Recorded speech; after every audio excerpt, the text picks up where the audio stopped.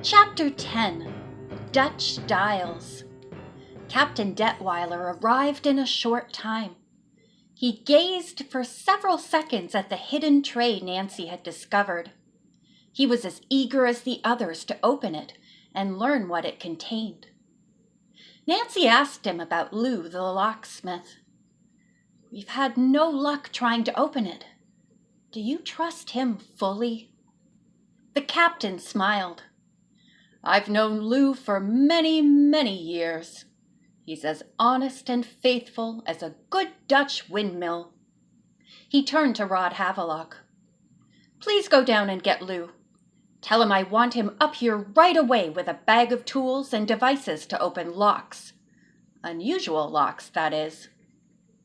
"Shall I wake him if he's asleep?" the assistant purser asked. "Yes, it's very important, but he's not to mention it to anyone." Havelock left at once. He did indeed find the locksmith sound asleep. After hearing the urgent message, Lou dressed quickly and the two men returned to the girls' cabin, where the captain explained the problem. "I thought all along there was something funny about that trunk," Lou said. "There is," Captain Detweiler admitted and swore the man to secrecy. Then the girls showed Lou the tray they had found in the mystery trunk. The locksmith was amazed.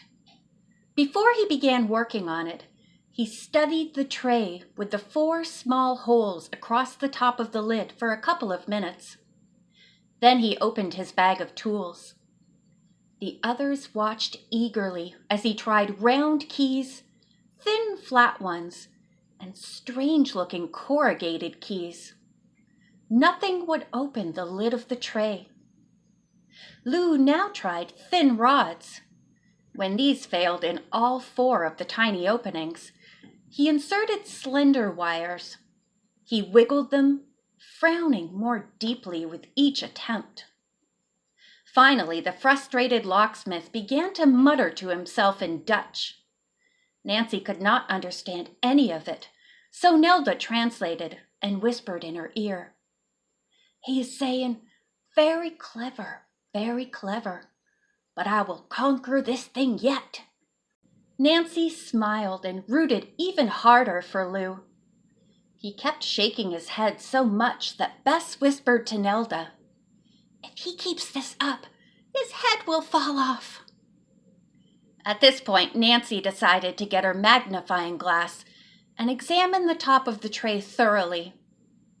She brought it from her own trunk and scrutinized each inch of the tray. Along the bottom of the lid, she could see letters and figures indistinctly. "They might be a clue on how to open this," she said. "Lou, please take this glass and look at the writing. Perhaps it gives instructions on how to proceed." Lou took the glass and studied the marks intently for several seconds. Suddenly he smiled. "You're right," he said. "This is in Dutch and says, 'Een rechts, twee links, een naar boven, 3 naar beneden.'" "How exciting!" Nelda exclaimed. "That means 1 right, 2 left, 1 up, and 3 down." Lou was still studying the directions. Finally, he said, "This tray may have a dial inside the lid, like those used on safes in banks." "Yes, it must be like that." He took one of the wires, bent it at one end into a loop, and inserted it into the first hole. Then he put his ear down to listen for any response from the lock. When there was none, he pushed the wire to the right. Apparently, he heard some kind of sound. He withdrew the wire and pushed it to the left, then back and to the left again. He now pulled the wire almost to the top, then lowered it 3 times. There was an audible click. As everyone waited breathlessly, Lou lifted the lid off the tray. The girls tried hard not to shout, expressing their delight in hushed voices. Captain Detweiler patted the locksmith on the shoulder. "Great work, Lou," he said. The contents of the tray were covered with a cloth, which Nancy was urged to take off. As she did, a series of small suede pouches became visible. "What do you think is in them?" Bess whispered. Nancy turned to the captain. "I feel you should have the honor of opening the first pouch," she said. The officer smiled. "No, you're the one who is solving this mystery. You open it." Nancy did, and out rolled a fair-sized sapphire. It glinted in the light. "I don't believe it," George whispered. "Hurry up and open the rest." Nancy insisted that there were plenty of pouches, and each person in the cabin should open one of them. As they did, diamonds, rubies, topazes, and garnets were revealed. The group were speechless. Finally, Captain Detweiler said, "There's no question but that whoever hid these in the trunk expected to smuggle them into the United States." Bess asked, "What are you going to do with them?" Rod Havelock suggested that they be taken to the ship's safe in the purser's office.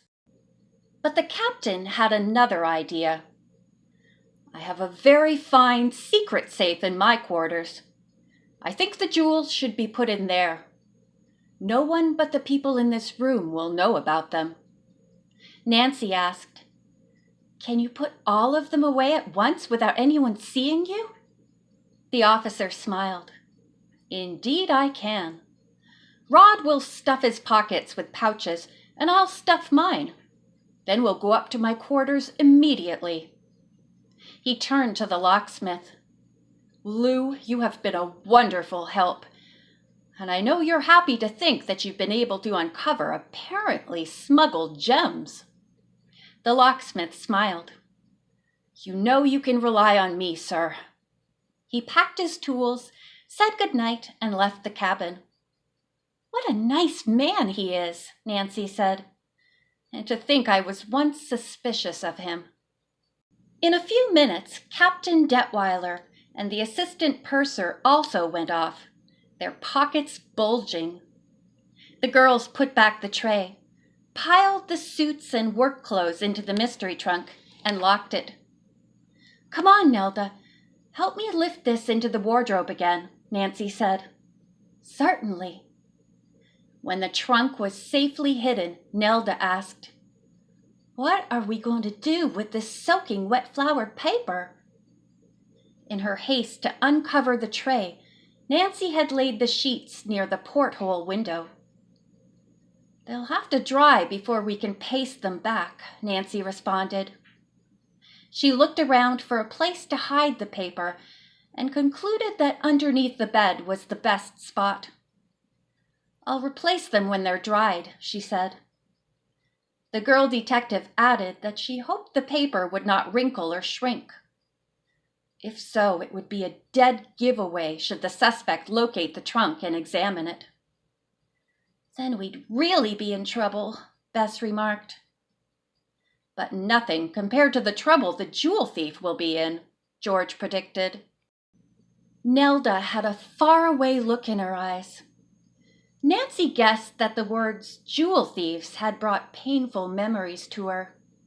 The accusation against her had never been cleared up.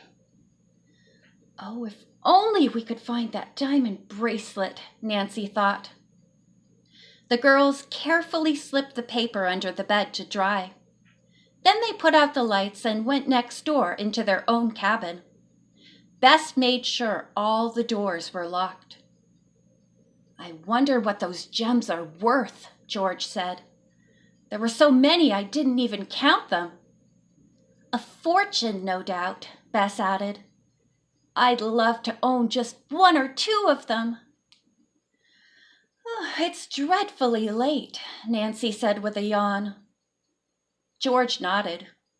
"What an evening we've had," she said. "Yes, and you're right out of the infirmary," Bess remarked. You were supposed to take it easy." George giggled. "We'd better get out of these costumes and get to bed." In the excitement, all of them had forgotten that they were still in their strange-looking clothes. "Wait," Bess said. "I want to take a picture of each of you." She dashed for her camera and inserted flash cubes. "You can take one of me with my candle right in front of the bed," George said. "It's the perfect background." Bess did, then had the others pose for a photograph. When she was finished, Nancy took one of Bess. "George, I dare you to send one of these mouse pictures to your friend Bert," Bess teased her cousin. George made a face. "I never want him to see me like that." "Why not? You won first prize." "Sure, for the funniest-looking creature on board. Hardly something you would want to advertise to your boyfriend." Finally, the 4 girls climbed into bed. They had hardly closed their eyes when the phone rang. Sleepily, Nancy picked it up. "Hello?" "Nancy?" a man's voice answered. "This is Rod Havelock. Is your door locked safely from the inside?" "Yes." "Good," the assistant purser said. "On the way upstairs, the captain and I were attacked by 2 masked men. One of them said, 'We know Nancy Drew has put you up to something. What's in your pockets?' By this time, Nancy was wide awake and frightened. "Oh, Rod!" she exclaimed. "Are you and the captain all right? And did the men get the pouches?" End of chapter 10.